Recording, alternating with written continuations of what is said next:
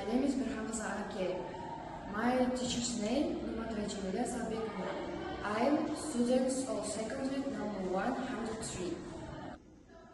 Жоспары кіріспе кірме сөздердің пайда болуы, негізгі бөлім, ағылшын тілі сөздерінің қарым-қатынас шеңберіне бөлу, эксперименттік бөлім, ағылшын тілінің кірме сөздерінің оқушылар арасында пайда болуының себебі. Оқушылар арасында да ағылшын тілінің кірме сөздерінің пайдалануы, нәтиже қорытынды пайдаланылған әдебиеттер тізімі. Кіріспе кірме сөздердің пайда болу себептері. 20 ғасырдың алғашқы кезеңінде Ахмет Байтұрсынұлы орыс тілі терминдерінің ерекшеліктерін зерттеп, қазақ тілінің өзіндік материалын ұтымды пайдалана отырып терминдер жасады. Мақсаты оқушылардың сөйлесу мәнеріне ағылшындық қаншалықты қалыптасқанын зерттеу. Міндеттері тақырыпқа байланысты теориялық материалдарға талдау жасау, ағылшын тілі пәнінің білімдерін тереңдету, молайту, кірме сөздердің келу себептерін анықтау, кірме сөздердің пайда болуын қарастыру, кірме сөздердің жіктерге бөліну шеңбері, осы тақырыпқа байланысты оқушылар арасында сауалнама өткізу. Анықтап, ағылшын тілінің еңбек кірме сөздерінің алатын орны. Қазіргі заманда ағылшын тілі халықаралық тіл болғандықтан оның мәртебесі әрине жоғары. Зерттеу тақырыбы оқушылар арасында пайдаланылатын ағылшын тілінің еңбек кірме сөздері, зерттеудің өзектілігі, ағылшын тілінің еңбек кірме сөздерінің алатын орны. Қазіргі заманда ағылшын тілі халықаралық тіл болғандықтан оның мәртебесі әрине жоғары. Бүгінде халықтың көпшілігі әлеуметтік желілерді қолданады. Жастар тіліне жаргон, сленг сөздер ретінде ағылшын сөздері өте жиі қолданысқа енуде. Осы желілер арқылы шетел сөздері зерттелінге енуде.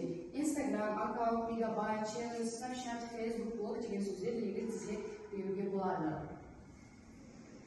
Қазақ тіліне кеңестік кезеңде енген спорт саласының бокс, баскетбол, хоккей, футбол, теннис, тағы да басқа терминдерді қатарынан қазіргі кезде кетч, кроссмен, тайм-аут, крикет, керлинг, тағы да басқа сияқты спорт атаулары да ағылшын тіліне еніп толықтырып отыр.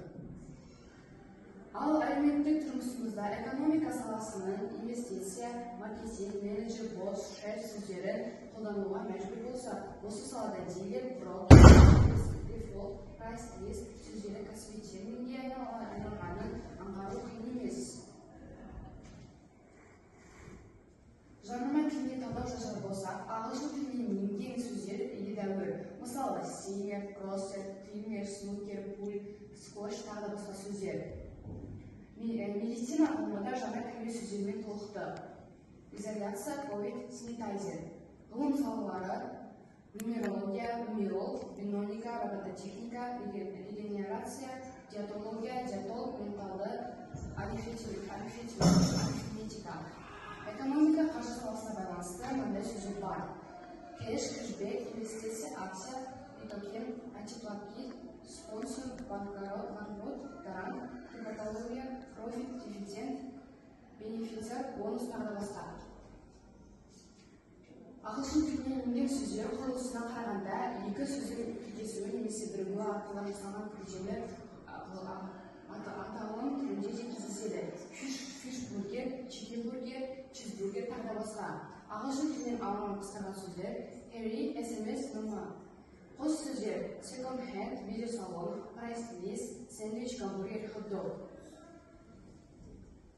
Жоғарыда келтірілген барлық мысалдардан ұрпақтың әлемдегі барлық жаңалықтарына меңгеретіндігі және әлемдік жаңалықтардың хабардар болып, кездері қабайтындығын көрсетеді. Назарларыңызға рахмет. Және де осы сөздерді әркім өз елін сыйлай білу керек, өз тілін құрметтеп, жақсы білу қажет. Біз саясатымыз ары қарай дамысын десек, оны өз тілімізді жақсы меңгеру қажет.